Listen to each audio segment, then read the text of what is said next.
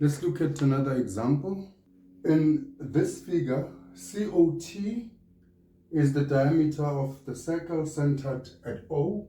So this is a diameter, COT is a diameter of the circle centered at O. TG is a tangent to the circle at T. TG is the tangent to the circle at T. GC cuts the circle at W. GC cuts the circle at W. M is the midpoint of CW.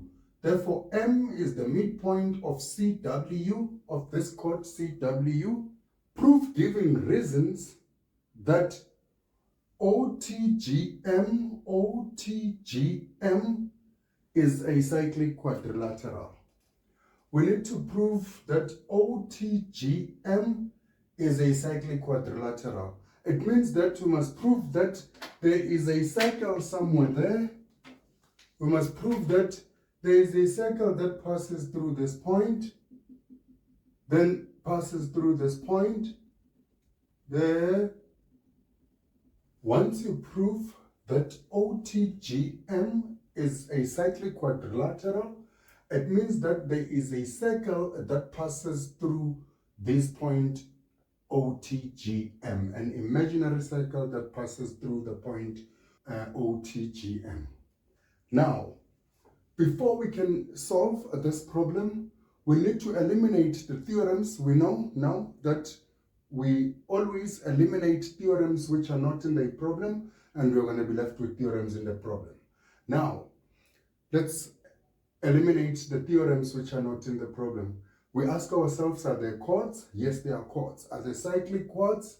No, they didn't tell us anything about cyclic chords. Yes, we are to prove that OTGM is a cyclic chord, but it does not mean that we are given that it is a cyclic chord. Therefore, there is no cyclic chord theorem which is given here in this problem.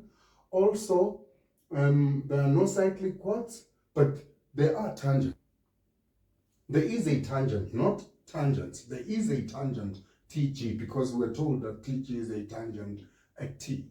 Now, we eliminate theorems on chords. Now we ask ourselves, is there a line from center to the midpoint of the chord? Yes, there is. Because we were told that M is the midpoint of CW. Therefore, there is a line from center to the midpoint of the chord. Therefore, theorem number 1 is there in this problem. Now, theorem number 2 is there angle at the center 2 times angle at the circumference, or angle at the center twice angle at the circumference. No, there is no angle at the center which is 2 times angle at the circumference. Is there a angle in the semicircle or angle subtended by a diameter? Yes, there is. Therefore, theorem number 3 is there, because you can see this angle, it's subtended by a diameter. Is there angles at the same segment? There are no angles at the same segment here. You can see, there's your chord, there's no angles at the same segment.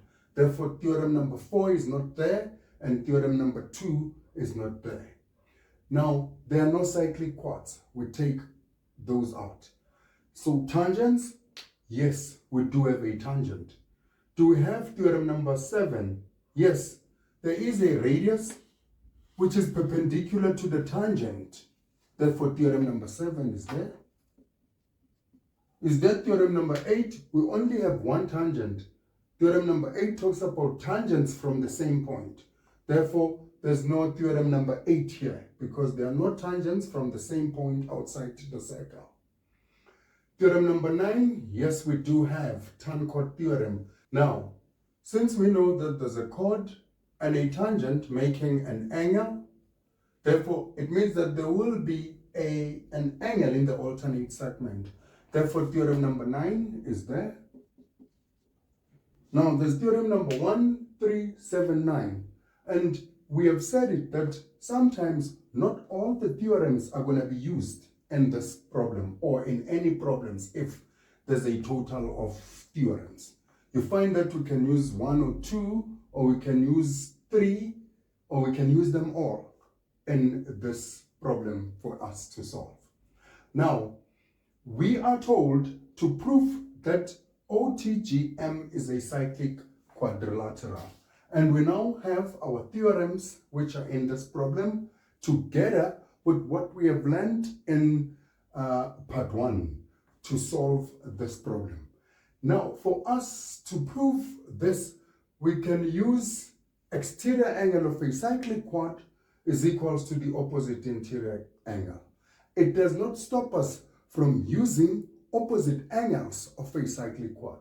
But at this point, it is easier to use exterior angle of a cyclic quad, where we can say O1 is equals to angle G. Once we prove that angle O1 is equals to angle G, then we know that this is a cyclic quadrilateral. If we want, we can use this angle there to be equals to this whole angle there. Exterior angle of a cyclic quad is equals to the opposite interior angle. But that is why most times when I solve these problems, I don't talk about marks. I don't talk about how many marks is this, because I know that someone can solve this maybe using long way, someone can use a shorter way. Therefore, that is why I don't care much about the marks. Now, let's look at the harder way of doing this. Then after, we're going to use the simpler way of doing this and compare whether the 5 marks that we are getting from both methods, is it a good thing to say it's 5 marks, but we are not on marks here. Now, let's use the long way where we're going to say this, we're proving that this angle is equals to that angle there. The first thing that you are going to do, we're going to say angle M1 is equals to 90 degrees. This angle is 90 degrees. Why are we saying this angle is 90 degrees? We know that a line drawn from the center, line drawn from the center to the midpoint of the chord. Line drawn from the center to the midpoint of the chord, then we know that this is 90 degrees. Now, we can find this angle because we know that angle T2, this angle, is equals to angle C. Angle T2 is equals to angle C. Why is that? We've got a tangent making an angle with a chord, which is equals to the angle in the alternate segment. Therefore, it means that here we've got tan chord theorem. That is why we are saying T2 is equals to angle C. Now, we can find O1 in terms of T. I'm going to tell you why we're finding O1 in terms of T. Let's find O1 in terms of T. We're going to say angle M1 plus angle C plus angle O1 is equals to 180 degrees. Therefore, we are saying this angle plus this angle plus this angle equals to 180 degrees. Obviously, the sum of angles on triangle MOC. Now, we can find O1 because we know that M1, we said it's 90 degrees, plus angle C, it's T2, angle T2, plus angle O1, which is equals to 180 degrees. We can take these two that side. Therefore, angle O1 is equals to 180 degrees. minus 90 degrees minus angle T2, which is equals to 90 degrees minus T2, our angle O1. Now, we can find this angle in terms of T, because this angle, it's in this triangle here, so it means that we can find this angle in terms of T. Once we find this angle in terms of T, then we have found that this angle is equals to that angle, so that this is a cyclic quadrilateral. Now, this is how we go about doing that. We are going to say this angle W1 is equals to 90 degrees. Why is that? You can see that this angle, it is subtended, or it is opposite the diameter. Therefore, angle subtended by a diameter is 90 degrees. Therefore, reason why we are saying W1 is equals to 90 degrees, it is because angle subtended by diameter COT. Diameter COT. Now, this angle there is equals to this angle plus this angle. Therefore, W1 is equals to angle G plus angle T2. Obviously, exterior angle of a triangle is equals to the sum of the opposite interior angles. The sum, this plus this. This angle is equals to this angle plus this angle. Therefore, we say that the reason for that exterior angle of triangle TGW is equals to the sum of opposite interior angles. Exterior angle of triangle TGW is equals to the sum of opposite interior angles. Now, we can find G by taking this there. We know that W1 is 90 degrees. We take this minus angle T2, which is equals to angle G. Therefore, we know that angle O1 is equals to angle G, which is equals to 90 degrees minus angle T2. We can conclude, therefore we can conclude that OTGM is a cyclic quadrilateral.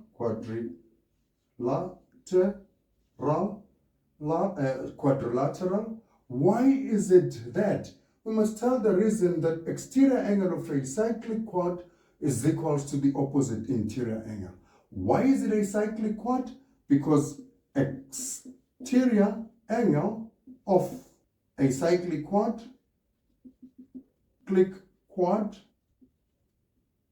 even if we can say cyclic quad, even here I didn't have to say cyclic quadrilateral. Cyclic quad, I can end there, is a cyclic quad. I can end there, or it's a cyclic quadrilateral. Exterior angle of a cyclic quad is equals to the opposite interior angle. Now, we have used this to be equals to that to prove that OTGM is a cyclic quad. But there's a simpler way than using this to be equals to that. It is better for us to use this. It is equals to that. Once we can find that this, we took a long try by doing that. But it does not mean that this long try is wrong and we are trying to show you that sometimes looking at the marks, you might think that this thing is long or this thing is short. So that is why I don't care much about the marks here. I can use this angle. I know that angle M1 is equals to 90 degrees. I still give the same reason as that one. That's if I was proving using this way now, not this longer way that I've just done. Therefore, angle M1 is equals to 90 degrees. Line drawn from center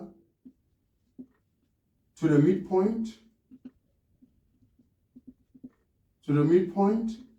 of the chord. Now, obviously, this is the reason why we say that. Now, we can also find that angle T1 plus angle T2 is equals to 90 degrees. This angle plus this angle is equals to 90 degrees. Don't forget theorem number 7. The radius is perpendicular to the tangent at the point of contact. Therefore, reason here, tangent perpendicular to the radius. That's the reason. Therefore, angle M1 is equals to angle T1 plus angle T2, which is equals to 90 degrees. Therefore, OTGM is a cyclic quad. Is a cyclic quadrilateral. We know that. Why is it a cyclic quadrilateral? We're still giving the reason that exterior angle of a cyclic quadrilateral is equals to the opposite interior angle. And this is for 5 marks, but look at this for 5 marks. Therefore, that is why I don't look at the marks. For those who want to see and pause and just look at what I have done here. So I'm separating that this is the second method of doing this, of proving that OTGM is a cyclic quad. And this is the shorter method that we have used than the longer method that we have used there. I was just separating just to make sure that you see the different methods that I've used there. Now, let's look at another example. We are still on part 3. Let's look at another example.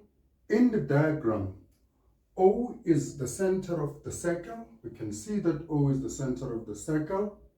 And PQSR are points on the circumference. You can see PQSR are points on the circumference. PQ is equals to QS. You can see that Q angle RS, and we can see that PQ is equals to QS by those to show that this line is equals to that. We use that.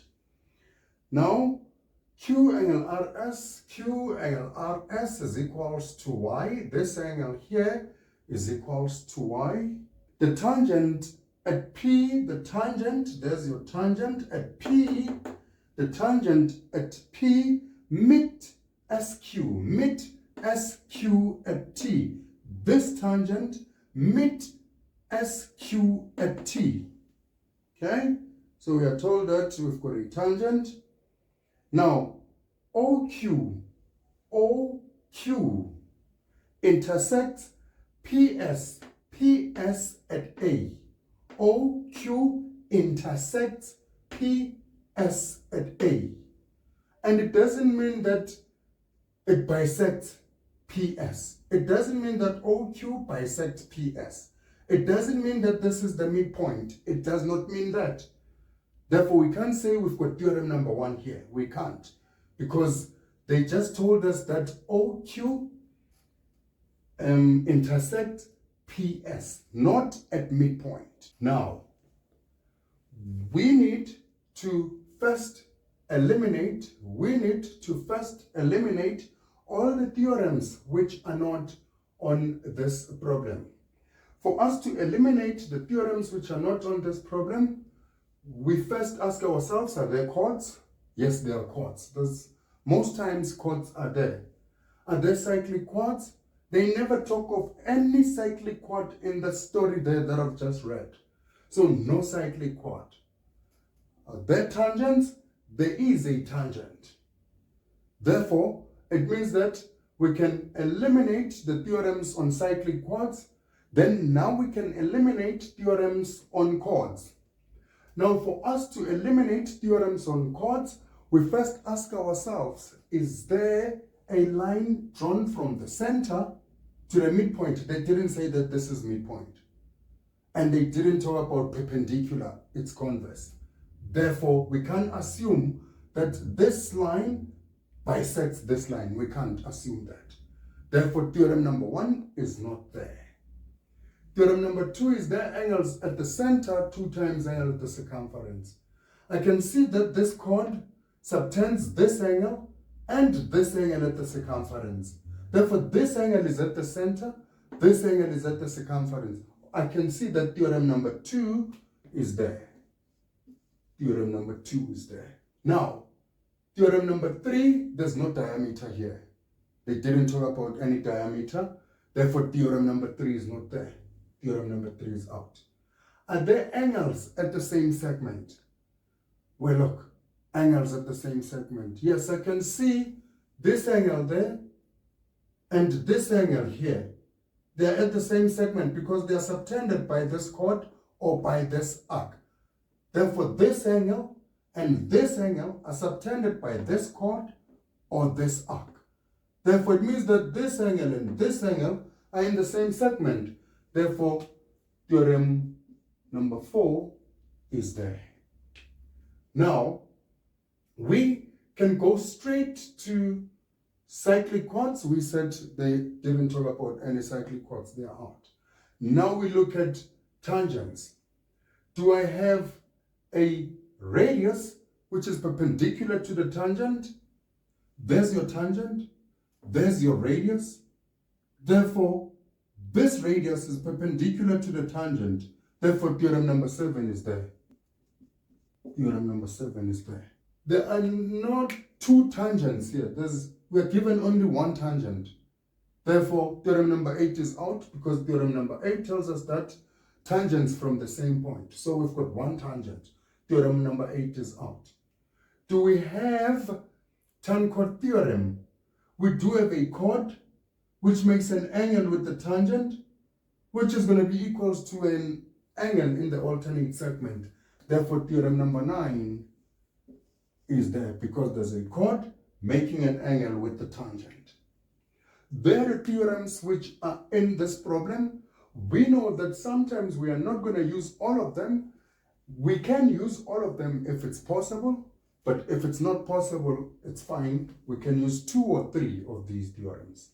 Now, the first question here, it says that give a reason why angle P2 is equals to y. Give a reason why angle P2 is equals to y. I've already talked about this angle to be equals to this angle there because they're in the same segment. They are subtended by the same chord or by the same arc. This angle and this angle. They are subtended by this chord or by this arc.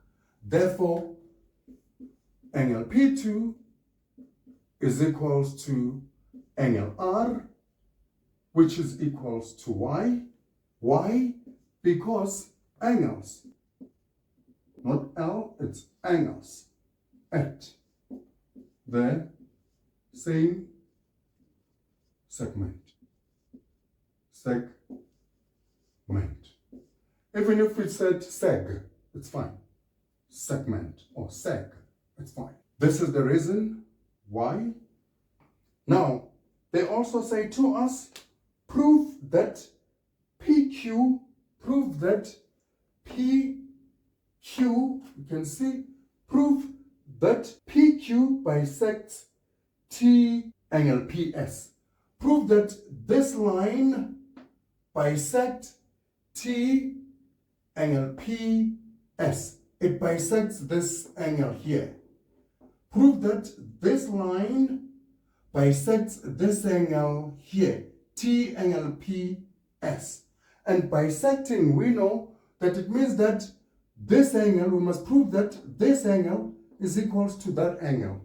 Once we have proved that this angle is equals to that angle, we have proved that PQ bisects T angle PS. And this is how we are going to go about proving that this, we know P2 is Y. We know it is Y.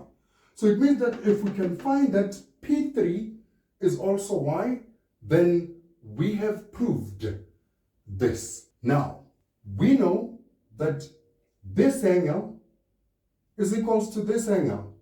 This angle, which is P2, angle P2 is equals to angle S1. This angle is equals to this angle. Why is that? Because this line is equals to that line. So it means that we've got an isosceles triangle. Therefore, our reason, we can say PQS is an isosceles triangle where PQ is equals to QS. We can say that. But most times, we just say angles opposite equal lines. Angles opposite equal lengths or equal lengths. Equal lengths. Angles opposite equal lengths or angles opposite equal sides or angle opposite equal sides. Now, since this angle is equals to that angle, we know that angle P3 is going to be equals to this angle because tangent makes an angle with the chord. Therefore, this angle is going to be equals to the angle in the alternate segment, which is our theorem 9. This angle, angle P3, is equals to angle S1, and we know angle P2 is equals to Y. Therefore, it means that angle S1 is also equals to Y. Why are we saying this angle is equals to that angle? It is because angles, I don't want to make an L. I want to make something that looks like an angle. Angles opposite equal sides or equal lengths. Angle opposite equal sides. Now, we know that P3 is equals to this angle there, since there's a chord making an angle with the tangent. Therefore, it's going to equals to an angle in the alternate segment, which is S1. Therefore, angle P3 is equals to angle S1, which is equals to Y. Therefore, it means that angle P3 is equals to Y as well. Reason? Tan chord theorem. That is why this angle is equals to that angle, tan chord theorem. Therefore, angle P3 is equals to angle P2, which is equals to Y. Since this angle is Y and this angle it's Y, it means that PQ bisects this angle here, T angle PS. We have proved that PQ bisects T angle PS since P3 is equals to P2. Therefore, P3 is equals to P2 equals to Y. Therefore, PQ bisects T angle PS. Now, we are told to determine P angle OQ, P angle OQ. This angle here, in terms of y. We are told to find this angle in terms of y. I'd like to erase here. We are still together. Now, they want us to find this angle, P angle OQ, in terms of y. What we know is that P angle OQ is equals to 2 times this angle there. That's your theorem number 2 there. This angle there is angle at the center, is 2 times angle at the circumference, because they are subtended by the same chord PQ or by the same arc PQ. This angle, it's subtended by this chord. This angle, it is subtended by this very same chord. Therefore, it means that P angle O Q is equals to 2 times angle S1 is equals to 2 times angle S1. But we know angle S1, we know S1 is Y. That's what we have proved previously. Now, they say to us, prove that PT is a tangent to a circle. Prove that PT is a tangent to a circle that passes through there, and there. So I can imagine a circle. I can imagine a circle. There is a circle passing through here, passing through here, passing through there. There's my circle there. There's my circle passing through here and here and here. Therefore, it means that this is a chord. It makes an angle with the tangent.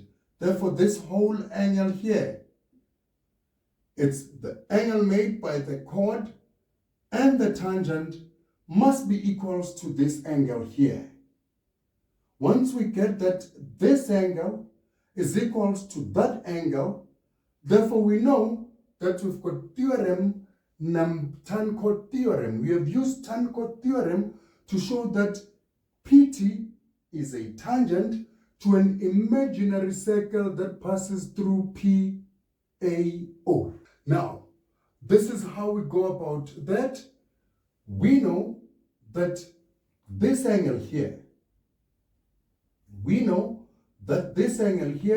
where angle P2 plus angle P3 is equals to y plus y, because we know this is y, we've just proved it, and this is y, proved, which is equals to 2y. This was proved in the previous problem. Now, we know that we have just said it, that P angle O Q is equals to 2y. Therefore, angle P plus angle P2 plus angle P3 is equals to P angle O Q, which is equals to 2y. So it means that this angle is equals to that angle. A chord makes an angle with the tangent is equals to the angle in the alternate segment of this circle there. Therefore, PT is equals to tangent. Why is it equals to a tangent? It is because the converse of tan chord theorem. The converse of tan chord theorem tells us that if this angle is equals to that angle, then this is a tangent to this circle here. If this angle, which is made by the chord and the tangent, is equals to this angle. So if this angle, we don't at this point, we don't know that this is a tangent to the circle. So a chord makes an angle with a line. Therefore, if this angle made by the chord and the line is equals to this angle, it means that this is a tangent. That is why there we say the converse of tan-chord theorem is the one that tells us that this is a chord since this angle is equals to that angle. Now, we are also asked that prove that OAP is 90 degrees. Prove that this angle here is 90 degrees. O angle AP is 90 degrees. We are to prove that this angle here is 90 degrees. And for us to prove that this angle is 90 degrees, can I erase here? For us to prove that this angle is 90 degrees, we can find this angle. There's many ways to do these things. So I find a simpler way for myself to solve these problems. And a simpler way of solving this problem is to find this angle there. Once I find this angle, I know that P angle O Q, I know that it is 2y because I've just shown you in the previous problem. I need to find this angle. Once I find this angle, then I can use this angle and this angle P1 and to get this angle there to be 90 degrees. Because I'm proving that O angle AP is 90 degrees, I need to find this angle because I know this angle, it is 2y. P angle OQ is 2y. Now I can find this angle. And for me to find this angle, I can use theorem number 7. And theorem number 7 tells us that angle P1 plus angle P2 plus angle P3 is equals to 90 degrees. Why? Because the radius is perpendicular to the tangent. The radius is perpendicular to the tangent. So it means that the whole of this is 90 degrees. That is why this plus this plus this is equals to 90 degrees. Why? Tangent perpendicular to the radius at the point of contact. Now, we can find angle P1. This we know it's y plus y equals to 90 degrees. Angle P1 is equals to 90 degrees minus 2y. This angle, we know that it is 90 degrees minus 2y. We know this angle, it is 2y. We can find this angle there using sum of angles on a triangle. Therefore, angle P1 plus P angle O Q plus O angle A P is equals to 180 degrees. Reason?